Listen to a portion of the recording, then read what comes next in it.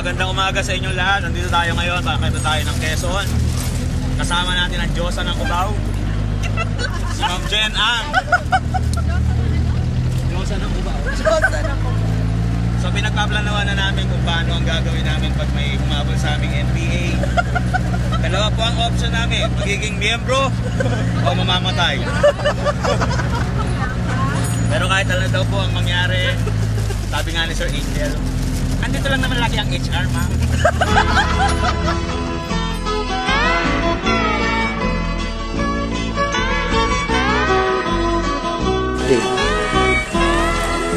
Dito na ako kami ngayon sa paanan ng bundok. Actually, andito pa lang kami sa kuko.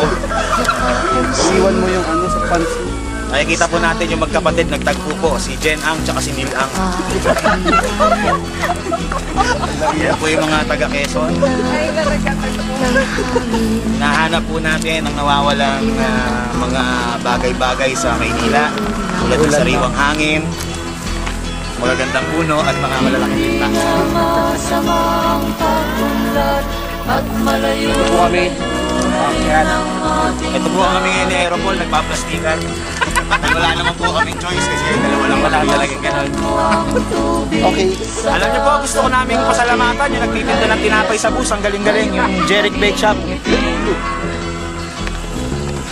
Ang mga duming ating kinalat sa hangin, sa langit, huwag na nating paabutin. Upang kung tayo'y pumanaw man sa sariwang hangin, sa langit natin matitikman.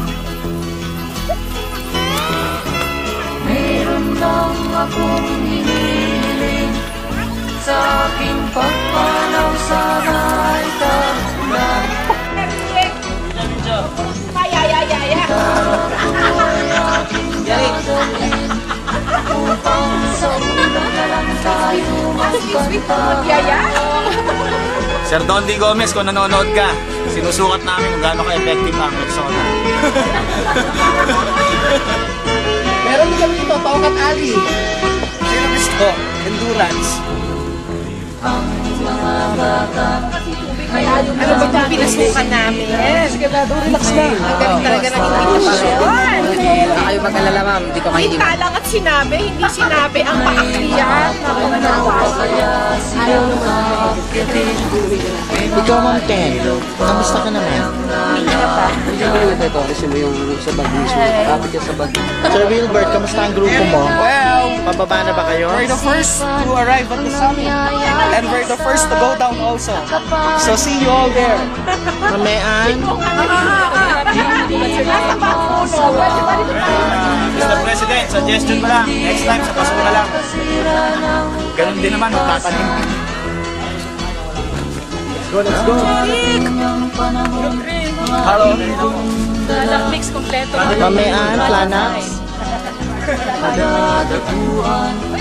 Dolphinal, Planax. Masdan mo ang mga punong dati ay kay katag, ngayon'y namamatay dahil sa ating kalukuhan. Lahat ng bagay na narito sa lupa, biyayang galing sa Diyos kahit nung ika'y wala pa. Alam nyo, sa mga ganitong pagkakataon, magdadalawang isip ka. Kung magre-resign ka, o itutuloy mo itong trip ka. Yung pala ang choices. Pero alam mo, bihira yung gumagawa ng ganito para sa kalikasan. Napakaganda nito sa kalikasan, hindi lang ako sigurado kung maganda sa katawan. Sa aking pagpanaw sana ay tagulan. Jen, are you okay? Yeah. My butt is resting. Upang sa ulan na Kamusta ang virgin people? Basta rich pagkabuha ka mo. Tari ng mga virgin people. may hangin pa kayang matitikman.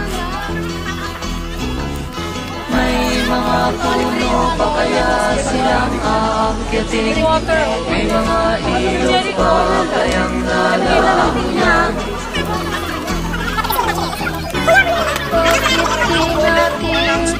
Punta muna yung Group 5 sa Kubo.